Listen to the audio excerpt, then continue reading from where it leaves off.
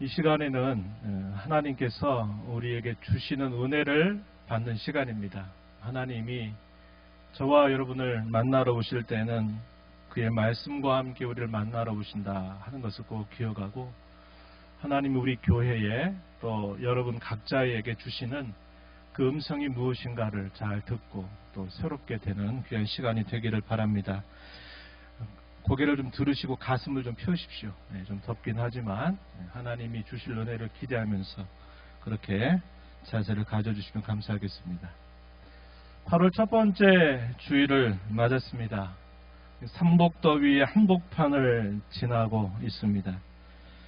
그래도 이번 주를 쭉 보니까 이번 주 화요일에는 입추가 있고요, 목요일에는 말복이 있습니다.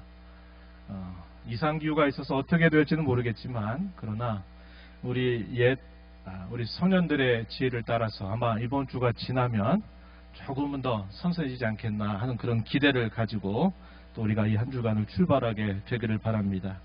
안전과 건강에 계속 유의하시기 바랍니다. 오늘도 복된 주일 주님 앞에 잘 오셨습니다. 주님의 은혜와 평강이 우리 모두에게 함께하기를 진심으로 바랍니다. 우리가 지난 2달 넘게 이사야서 말씀을 읽으면서 하나님이 우리에게 주신 말씀에 귀를 기울였습니다. 오늘부터는 우리가 요한복음, 드디어 복음서 말씀을 또 읽어가면서 하나님께서 주실 은혜를 기대하고 또 우리를 인도하실 하나님의 손길을 기대합니다. 복음서는 우리가 잘 알고 있는 바와 같이 예수 그리스도의 탄생으로부터 승천하신까지 이를 기록하고 있습니다. 특히 복음서 가운데 네 번째 복음서인 이 요한복음은 나머지 다른 세 개의 복음서와는 좀 다른 특징을 가지고 있습니다. 대부분 다른 복음서들은 예수님의 탄생으로부터 그가 승천하시면서 그가 이 땅에 오신 사람이 아니라 우리를 구원하신 하나님이시다는 사실을 마지막에서 잘 보여준다 하겠습니다. 그러나 이 요한복음은 좀 달라요.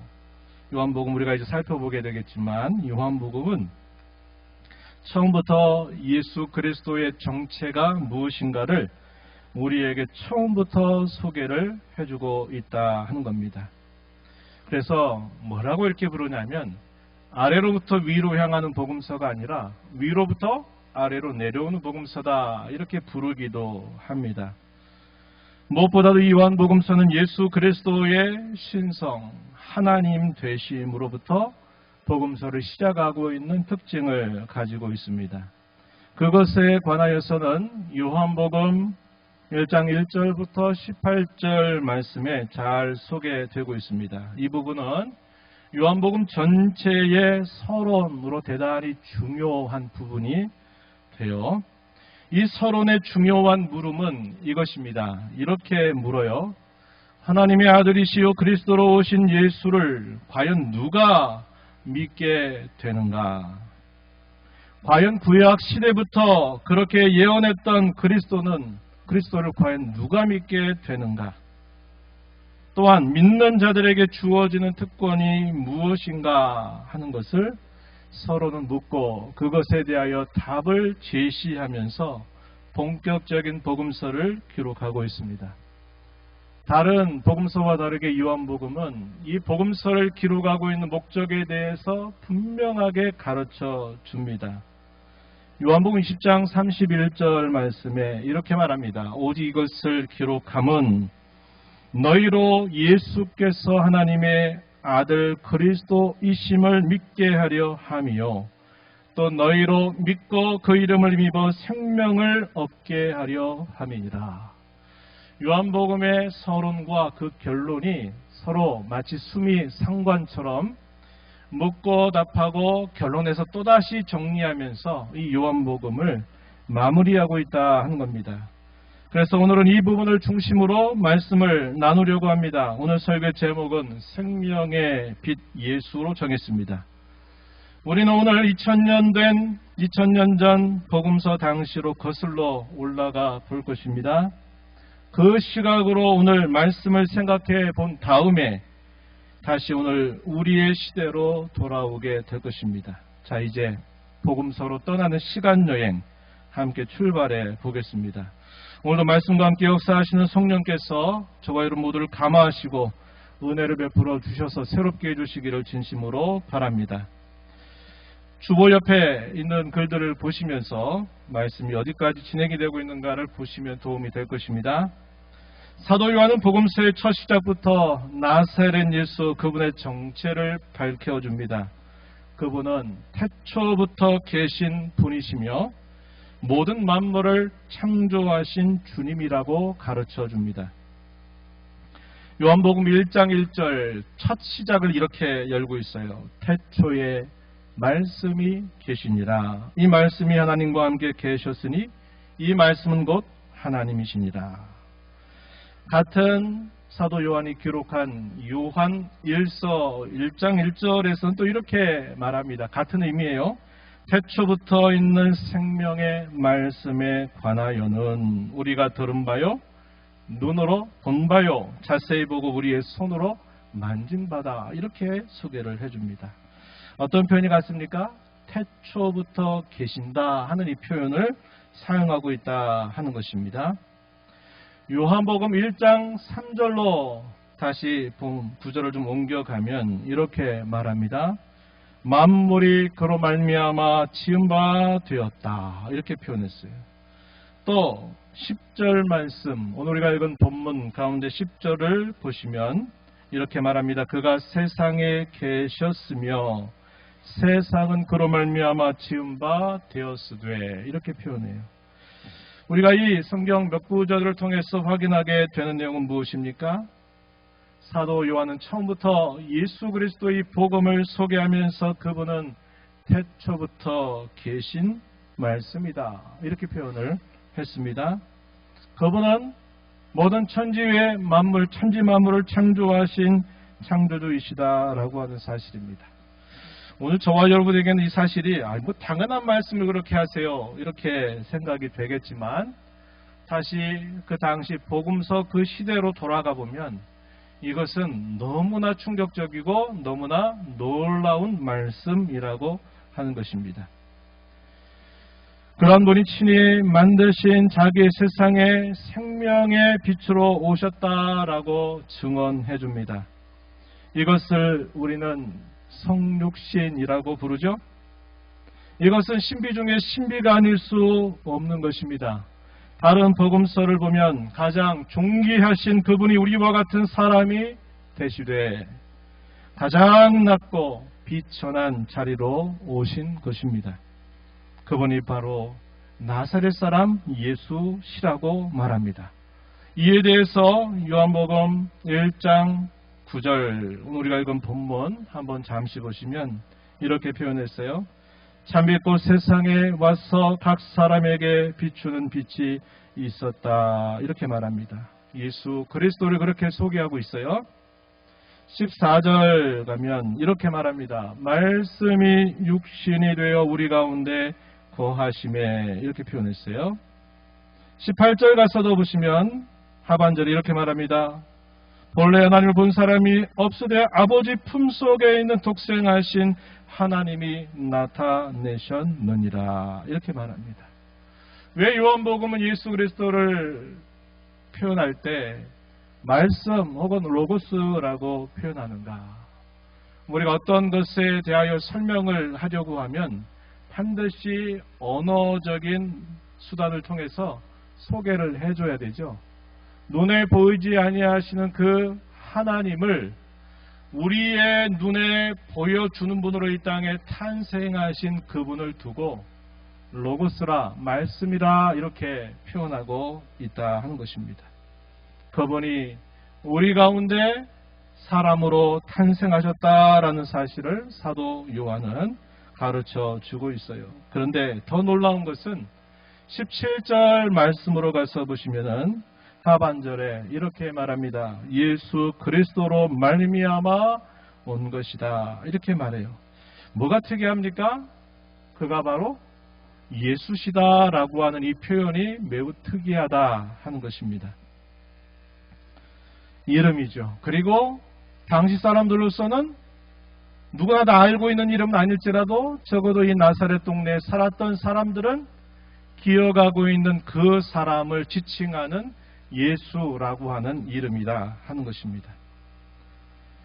영원하신 하나님 자신, 창조주이신 그분, 그리스도가 바로 그 나사렛 동네에 살고 있는 사람 예수라고 하는 이 사실은 당시에 메시아를 기다렸던 이스라엘 사람들에게 있어서는 충격 그 자체였습니다. 우리가 알고 있는 것처럼 그분이 탄생하실 때 누가 그분의 탄생에 반응을 했었습니까? 들에 있는 목자들이었죠. 또 누구였습니까? 먼 곳 동방으로부터 별을 따라 인도함을 받았던 박사들에게 이 탄생의 소식이 알려졌습니다.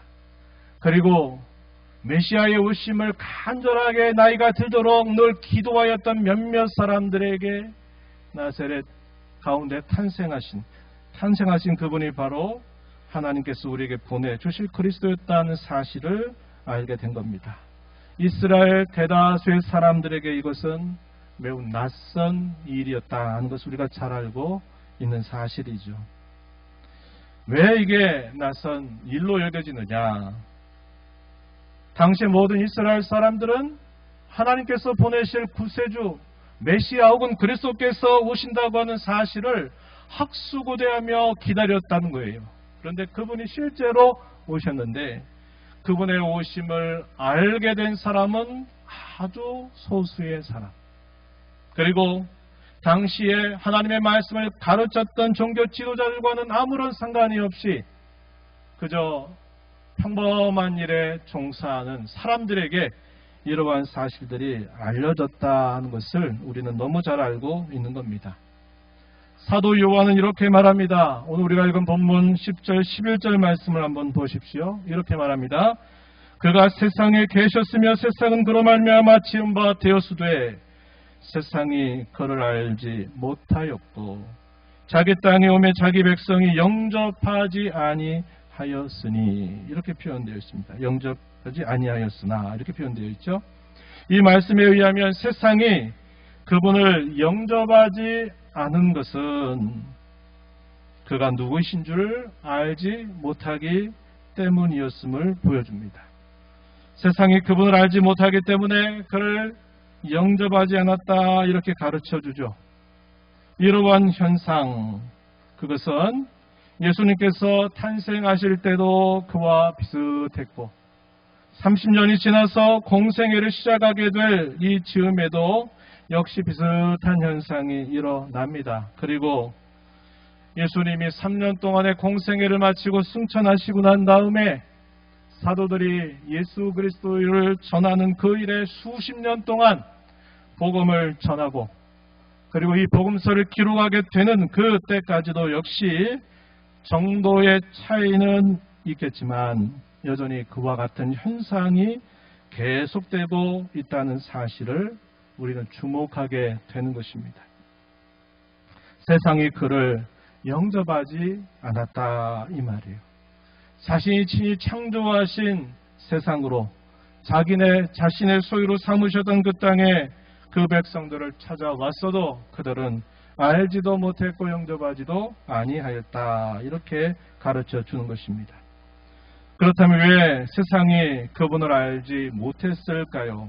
저는 몇 가지로 여러분과 생각을 나누어 봅니다. 첫 번째는 그분에 대한 예언에 대하여 듣지 않았고 들어도 그것을 깨닫지 못했기 때문이라는 사실입니다. 이방인들이 두말할 필요가 없는 일이죠. 그러나 유대인들조차도 크게 다르지 않았습니다. 이것은 매우 고질적이고 매우 만성적이고 치명적인 병과도 같다는 것을 우리는 구약의 역사를 통해서 분명하게 확인하게 되는 겁니다. 구약의 역사가 뭘 보여줍니까? 하나님의 말씀을 들려주고 말씀의 종들을 그토록 많이 보내어 듣게 하시려고 초청하고 부르시고 하시지만 대다수의 백성들은 그 말씀을 듣기를 거절하였고 그 말씀을 들어도 그게 무슨 뜻인지를 알지 못하는 일이 단순간 한 시대에 나타났다가 사라져버렸던 일이 아니라 그것은 매우 고질적이고 만성적이고 치명적인 병처럼 오래되었다는 것을 우리는 잘 알고 있는 것입니다. 다음으로는 좀 더 근본적인 이유인데요. 그것은 죄로 인하는 영적인 어둠과 완고함 때문이라고 하는 것입니다. 이것을 두고 사도 요한은 뭐라고 표현하냐면 이렇게 표현하죠. 어둠이다 라고 비유를 통해서 설명을 해주고 있습니다. 특별히 요한복음 이러한 표현들을 매우 자주 사용해요. 빛과 어둠이라고 하는 이런 이미지를 통해서 그것이 보여주는 영적인 실체가 무엇인가를 이 요한은 자주 사용하고 있다 하는 것입니다. 요한복음 1장 5절 말씀을 한번 보십시오. 이렇게 말합니다. 빛이 어두움에 빛이 돼 어둠이 깨닫지 못하더라. 이렇게 표현을 해줍니다. 왜 사람들이 그분을 알아들이지 못하고 그분을 영접하지 못했는가?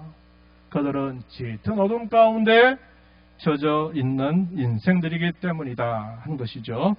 마지막으로는 조금 전 말한 것처럼 영원하신 하나님 천지의 창조주가 어찌 사람들과 똑같은 사람이 되시는지, 그것도 나사렛 동네에서 자란 그 목수의 아들 예수라고 하는 사람인지 도무지 납득할 수 없는 일이었다는 것입니다.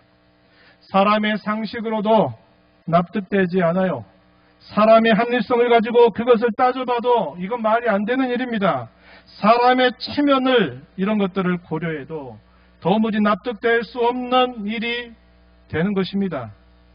자신보다도 못한 신분, 자신보다도 못한 자리, 자신보다도 못한 처지에 있는 사람이 무슨 우리를 구원할 그리스도라고 하는 말인가? 이것을 믿으라고 강요하고 있는가? 라고 생각할 때는 말이 안 된다. 이렇게 반응하게 되는 것입니다. 이런 몇 가지 이유만을 생각해 본다 하더라도 그분이 이 세상에 찾아오셨지만 그분을 알지도 못하고 영접하지도 못한다는 것을 우리는 충분히 알 수 있습니다.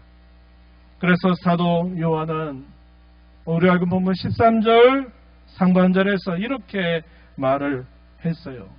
이것은 혈통으로든 육정으로든 사람의 뜻으로든 되는 일이 결코 아니다. 이렇게 말해 주는 것입니다. 육정이라고 하는 말 조금 어려운 말이에요. 쉬운 말이 무슨 뜻이냐면 이것입니다. 사람의 결정이라는 거예요. 결정. 육정이란 말은 사람이 결정하는 것에 의해서 되는 일이 아니고 사람의 뜻으로 되지 않는다 하는 말은 자기가 그렇게 하고 싶다고 해서 그것도 그렇게 되는 일도 아니라고 분명하게 말해주고 있다 하는 것입니다. 그럼에도 불구하고 분명히 생명의 빛이신 예수님을 영접하는 자가 있다고 말해줍니다. 12절 말씀, 우리 거의 암송하는 구절이죠. 말씀을 함께 읽어봅니다. 영접하는 자, 곧 그 이름을 믿는 자들에게는 하나님의 자녀가 되는 권세를 주셨으니. 영접하는 자를 뭐라고 표현했냐면 믿는 자들이다 이렇게 표현을 했습니다. 영접하는 것이 곧 그를 믿는 것이다 이렇게 설명을 했어요. 믿는 자들에게는 하나님의 자녀가 되고 그 권세를 얻게 된다라고 말합니다. 놀라운 약속이죠. 죄에서 구원받는 것도 놀라운 일인데 하나님의 자녀가 된다니 이것은 너무나도 놀라운 사실이 아닐 수 없는 것입니다. 이에 대한 성경의 증언은 여러 곳에서 발견되고 있습니다. 대표적인 몇 구절을 여러분들에게 소개해 봅니다. 갈라디아서 4장 4절 이하의 말씀 찾아보셔야 되고 앞에 스크린을 보셔야 되는데 이렇게 말합니다. 때가 참에 하나님이 그 아들을 보내사 여자에게서 나게 하시고 율법 아래에 나게 하신 것은 율법 아래에 있는 자들을 속량하시고 우리로 아들의 명분을 얻게 하려 하심이라. 너희가 아들임으로 하나님이 그 아들의 영을 우리 마음 가운데 보내사 아빠 아버지라 부르게 하셨느니라. 7절에서는 그러므로 내가 이후로는 종이 아니요 아들이니 아들이면 하나님으로 말미암아 유업을 받을 자다. 이렇게 소개를 해주고 있습니다. 아들의 명분을 얻게 하시려고 하나님께서 그의 때가 되었을 때 그의 유일하신 아들을 우리를 위하여 보내주셔서 율법 아래 율법의 모든 일들을 짊어지게 하셨다라고 말하고 있는 겁니다. 뿐만 아니라 그의 영을 우리의 심령 속에 보내주어서 우리로 하나님의 자녀인 것을 확신하도록 해주셨다. 하나님의 자녀가 되었으니 또 기업을 상속받을 자가 되었다고 우리에게 말해주고 있는 것입니다. 이와 비슷한 구절 우리 로마서 8장에서 또다시 확인합니다. 15절 이하에 보면 이런 말씀이 주어져요. 너희는 다시 무서워하는 종의 영을 받지 아니하고 양자의 영을 받았으므로 우리가 아빠, 아버지라고 부르짖느니라.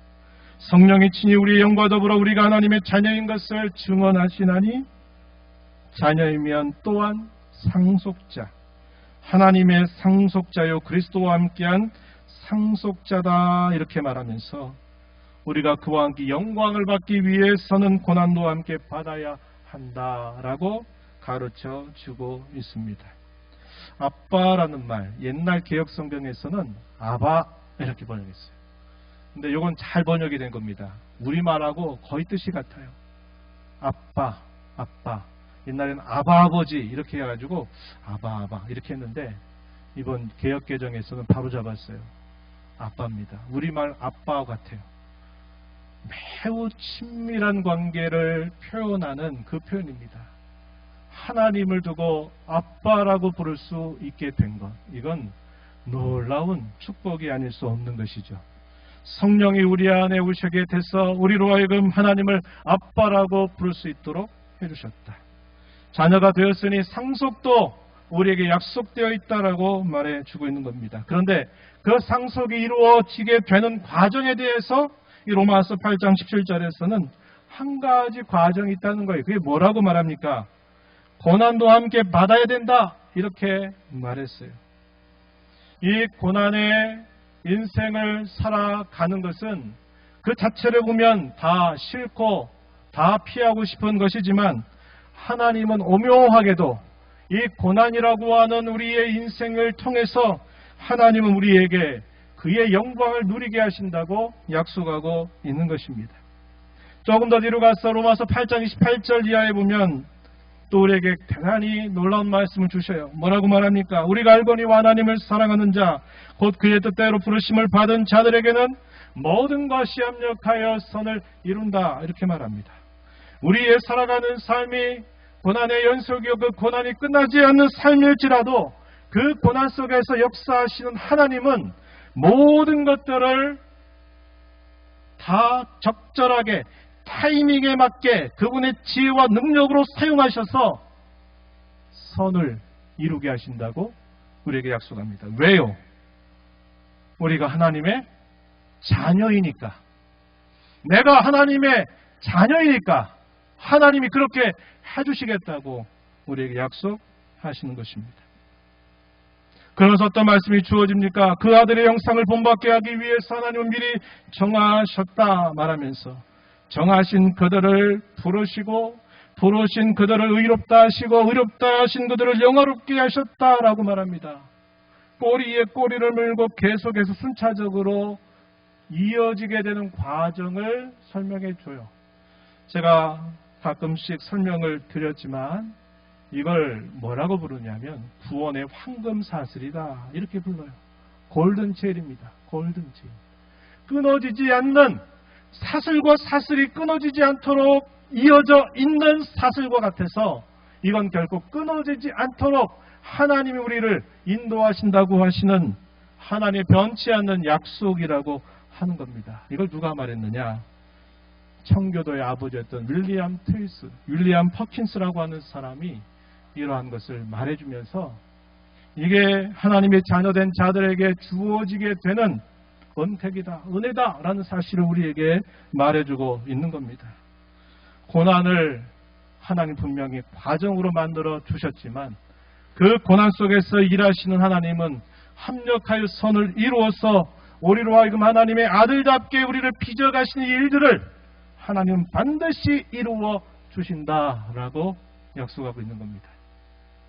질고와 또는 역경과 고난의 굴곡 앞에 서 있는 성도가 있다면 우리 이 말씀을 붙들고 기도해야 돼요. 하나님, 제가 특별히 이 고난과 어려움의 때를 지나간 것 같습니다. 하나님, 제가 감당할 수 없고 너무 힘듭니다. 하나님, 약속하신 이 말씀을 따라 저를 자녀 삼아 주셨으니 하나님 제게 지혜를 주시고 감당할 능력을 주셔서 이 고난이 내게 손해가 아니라 이 고난이 내게 유익이 되는 줄 보여주옵소서. 기도하면서 우리는 그 걸음을 걸어갈 수 있어야 합니다. 그렇다면 이런 일이 어떻게 가능하단 말입니까? 두 가지를 생각해 볼 수 있는데, 하나는 눈에 보이는 것입니다. 또 하나는 눈에 보이지 않는 것입니다. 하나는 예수께서 찾아가셔서 만나주심으로써 그렇게 될 수 있었다는 것입니다. 요한복음 1장 18절 이하 우리가 읽었던 서론 다음부터 주어지는 모든 말씀들은 이 서론에 제시되고 있는 이 내용들이 어떻게 사람들의 말과 또 행실에서 또 사람들 가운데 주님이 행하시는 일과 사건 속에서 이런 일들이 실제로 이루어지는가를 예증으로 보여주고 있다고 하는 겁니다. 예를 들어 볼까요? 세례자 요한이 나사렛 예수를 보고 그가 바로 구약의 선지자들이 예언했던 바로 그분이라고 증언하는 것. 요한복음 1장의 후반부에 주어집니다. 2장에 가면 가나온인 잔치의 기적일 예수님이 첫 표적으로 행하시죠. 그리고 성전 정화하시는 사건을 행하십니다. 3장에 가면 니고데모와의 만남과 대화가 이루어지고 4장에 가면 수가성 여인과의 만남과 대화가 이루어집니다. 또 5장에 가서 보게 되면 베데스다 연못에 38년 동안 병자가 되었던 사람의 치유 사건이 기록이 되고 있고 6장으로 가면 오병이어의 기적, 그것에 대한 예수님의 설교 혹은 설명이 길게 주어지는 것들, 쭉 기록되고 있는 모든 내용들은 바로 이것을 보여줘요. 예수님이 직접 찾아가셔서 그들의 눈을 열어서 보여주고 그들의 귀를 열어서 듣게 하시고 그들의 마음에 지혜를 주어서 그것을 깨닫게 하시는 일을 통해서 그 나사렛 동네의 목수의 아들로 자랐던 그 예수라고 하는 분은 우리가 보통 생각하는 우리와 똑같은 사람이 아니로구나. 그분은 바로 우리를 구원하실 구세주이로구나. 그분은 바로 하나님이시로구나 하는 사실들을 이러한 일들을 통해서 주께서 이루어 주셨다고 하는 사실입니다. 또 하나는 오직 하나님께로부터 난 사람들만이 예수님을 알고 믿고 영접한다고 하는 것입니다. 본문 13절 말씀을 한번 보십시오.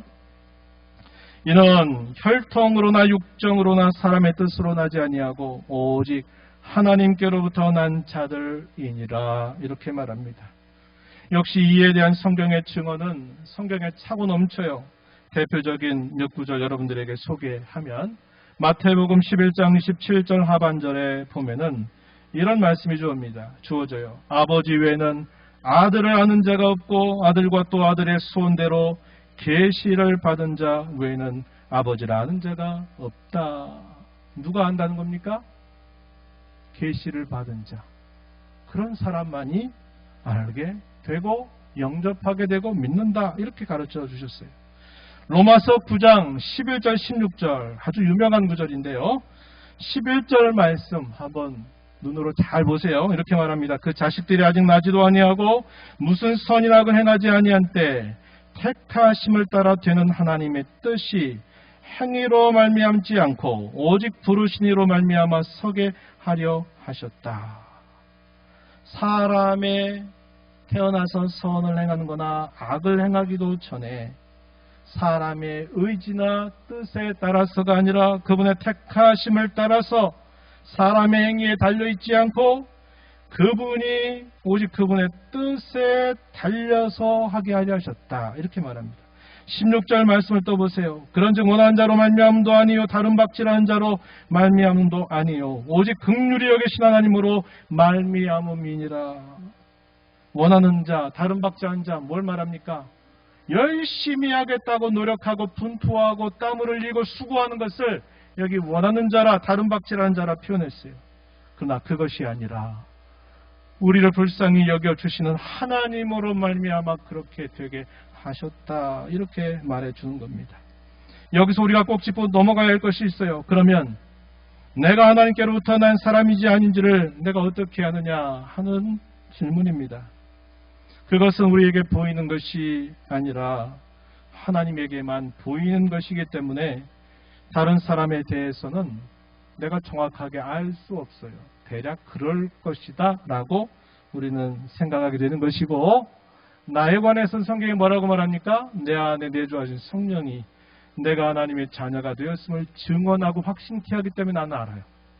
그러나 다른 사람에 관해서는 우리가 정확하게 알 수 없어요. 그런데 어떤 태도를 가져야 되느냐? 그도 나와 같은 하나님의 자녀다. 이런 생각을 가지고 항상 말하고 대하고 행동하는 자세를 가져야만 한다는 겁니다. 예수님이 나의 구주, 나의 하나님으로 참되게 믿어지면 내가 하나님의 자녀가 되었다 확신해도 좋습니다. 우리가 다른 사람에게 예수 그리스도를 전하는 목적은 그 사람이 예수님을 믿고 영접하여 하나님의 자녀가 되게 하는 것입니다.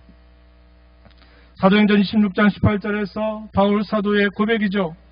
그 눈을 뜨게 하여서 어둠에서 빛으로 사탄의 권세에서 하나님께로 돌아오게 하고 죄의 삶과 나를 믿어 거룩하게 된 무리 가운데서 기업을 얻게 하리라고 나를 부활하신 주님이 나를 변화시켜 주었습니다. 그는 이렇게 간증한 바가 있어요.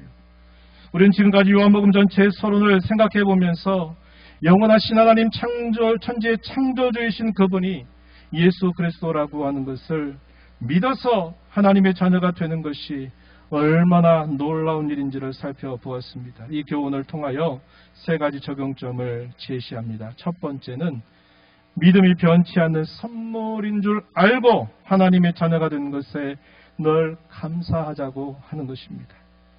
앞에서 살펴본 것처럼 우리가 예수님을 믿고 영접한 것은 우리의 결정이나 우리의 뜻으로 된 일이 아니라는 겁니다. 오직 하나님으로부터 나야 되는 일이고 그것을 다르게는 오직 하나님의 은혜로만 되는 일이다. 이렇게 가르쳐 주고 있습니다. 에베소서 2장 8절 말씀에 너희는 그 은혜에 의하여 믿음으로 말미암아 구원을 받았으니 이것은 너희에게서 난 것이 아니요 하나님의 선물이라. 이렇게 말해줍니다. 두 번째, 우리는 하나님의 은혜로 그분의 자녀가 된 자들로서 어둠에서 빛으로 옮겨진 자들로서 우리는 이 세상의 풍조를 따르지 말고 말씀을 따라 살자고 하는 것입니다. 이것을 의무라고 생각하면 고되고 힘들 것입니다. 아이고 구원만 받으면 됐지 뭘 이렇게 하라고 하는 게 많고 하지 말라고 하는 것이 많은지 참 힘들다. 아이고 힘들다. 이런 생각이 들 거예요. 의무로 생각하지 말고 성도만이 알 수 있는 특권으로 여기면서 살아가십시다. 에베소 4장 13절 이하에서 이렇게 말합니다. 우리가 다 하나님의 아들을 믿는 것과 아는 일에 하나가 되어 온전한 사람을 이루어 그리스도의 장성한 분량이 충만한 데까지 이르리니 이제부터 어린아이가 되지 아니하여 사람의 속임수 간사한 유혹에 빠져 온갖 교훈의 풍조에 밀려 요동하지 않게 하려 함이라. 세상의 풍조, 세상의 여러 생각들, 세상의 관습 이런 것에 빠져서 우리는 우리의 가는 길을 놓쳐야 될 사람이 아니라고 하는 겁니다. 고린도후서 10장 4절 5절 이렇게 말합니다. 우리의 싸우는 무기는 육신에 속한 것이 아니요 오직 어떤 견고한 진을 무너뜨리는 하나님의 능력이라. 모든 이론을 무너뜨리며 하나님 아는 것을 대적하여 높아진 것을 다 무너뜨리고 모든 생각을 사로잡아 그리스도에게 복종하게 하니 이렇게 표현되어 있습니다. 우리가 살고 있는 세상에 사람들의 사상, 사람들의 가치관, 사람들의 동의, 사람들이 말하는 합리성 우리가 그런 걸 다 무시해서는 안 되지만 그러나 그런 것들 때문에 우리가 가야 할 길이 이 세상을 따라가는 자들이 되어서는 결코 안 된다 하는 것을 우린 잊지 말자 하는 것입니다. 마지막으로 하나님의 자녀가 된 자들로서 더 이상 율법적 신앙에 머물지 말고 복음적 신앙으로 나아가자고 하는 것입니다. 갈라디아서 5장 1절에서 그리스도께서 우리를 자유롭게 하려고 우리를 자유를 주셨으니 그러므로 굳게 서서 다시는 종의 멍에를 매지 말라 이렇게 말씀합니다. 이 구절에서 자유와 멍에가 대조가 됩니다. 자유는 그리스도로 말미암아 죄와 형벌로부터 벗어난 것을 말하지만 이 멍에라고 하는 말은 여전히 율법 안에서 자기 노력과 행위 아래 갇혀서 율법의 저주와 형벌을 도무지 벗어날 수 없는 상태를 멍에라고 표현합니다. 저와 여러분의 신앙은 복음적 신앙이어야 하겠습니다. 이 복음적 신앙이란 구원의 은혜에 감사하여서 우리 구원의 하나님을 예배하고 섬겨 살아가는 것을 억지로 하지 말고 자원하여 즐겁게 행하는 것입니다. 열심히 하는 사람은 내가 잘했다고 자기 자랑하고 그렇지 못한 사람에 대해서 너는 틀렸다고 정죄하는 그런 신앙이 아니라 하나님께서 베푸신 그의 은혜에 대한 감사와 감격 때문에 내가 남은 삶이 얼마인지를 알지 못하는 내 짧은 인생, 내일을 알 수 없는 내 짧은 인생 속에서 내가 하나님 예배하는 것을 기쁨으로 즐거움으로 감당하는 것이고 내가 그분을 섬겨 살아가는 것을 가장 큰 보람과 기쁨으로 여기며 살아가는 신앙, 이게 복음적 신앙이에요. 말씀을 했습니다. 언제부터인가 은혜라는 찬송이 많은 성도들에게서 인기 있는 노래가 되었습니다. 그 노래 가사에 이런 말이 있어요. 당연한 것 아니라 은혜였소. 떠오르시죠? 오늘 우리 찬양대에서도 그와 비슷한 가사로 우리를 깨우쳤는데 우리가 은혜를 얻게 되는 것은, 은혜를 잊게 되는 것은 당연하지 않은 것을 당연하게 여기는 순간부터라는 사실을 기억해야 합니다. 사실 생각해 보십시오. 우리가 지금 존재하는 것, 내가 이렇게 움직일 수 있는 것, 내가 이렇게라도 살아갈 수 있는 것은 결코 당연한 게 아닙니다. 그것은 하나님께서 우리에게 베푸시는 은혜라는 사실입니다. 사도행전 17장 18절에 바울 사도가 아덴 지역에 전도하라고서 그런 말을 하죠. 우리는 하나님을 힘입어서 존재하고 움직이고 우리는 산다. 이렇게 말했어요. 우리가 잘 아는 집사님, 병환으로 인해서 회복 중에 있는 집사님은 이 손가락 두 개가 맞춰지는 것, 이게 당연한 줄 알았어요. 질고가 생기니까 이 손가락 두 개가 안 맞춰져요. 그런 거예요. 우리가 이렇게 움직일 수 있고 내가 볼 수 있고 들을 수 있고 행할 수 있고 갈 수 있는 이 모든 것들은 당연한 게 아니에요. 하나님 은혜입니다. 그런데 이 은혜는 모든 사람에게 주신 은혜라 우리가 이걸 일반 은혜라 이렇게 말해요. 그러나 우리가 예수 그리스도 그분을 생명의 빛으로 알고 그분을 믿고 그분이 믿어지고 그분을 영접하는 것은 은혜 가운데 가장 특별한 은혜인 것입니다. 그래서 이것을 뭐라고 부르냐? 특별 은혜라 이렇게 부르고 있는 것입니다. 예수 그리스도를 믿고 그분에게 자녀가 된 것을 우리는 은혜 중에 가장 큰 은혜임을 잊지 마십시다. 우리는 특별한 은혜를 받은 사람들입니다. 그분의 자녀가 된 권세를 그 어느 누구에게도 빼앗길 수 없음을 기억하면서 세상 가운데 성도가 된 것을 당당하게 여기십시다. 생명의 빛이신 예수님을 따라 사는 것을 보람과 행복으로 여기고 가장 큰 가치로 여기며 우리 남은 삶을 살아가십시다. 여기 하나님의 은혜가 언제나 함께함을 굳게 믿습니다. 하나님 아버지 감사합니다. 오늘 저희들을 불러주셔서 영부터 계신 하나님, 천지의 창조자, 우리를 구원하실 그리스도 그분이 예수이심을 알게 된 이 사실, 믿어지게 된 이 사실, 우리가 하나님의 자녀가 되었다고 하는 이 사실은 결코 당연한 것이 아니며 그것은 하나님의 놀라운 은총이고 하나님의 특별한 은총임을 다시 한번 배웁니다.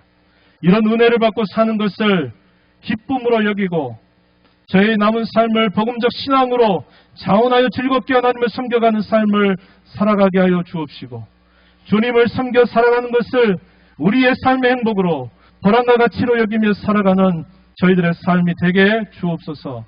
예수님 이름으로 기도하옵나이다. 아멘.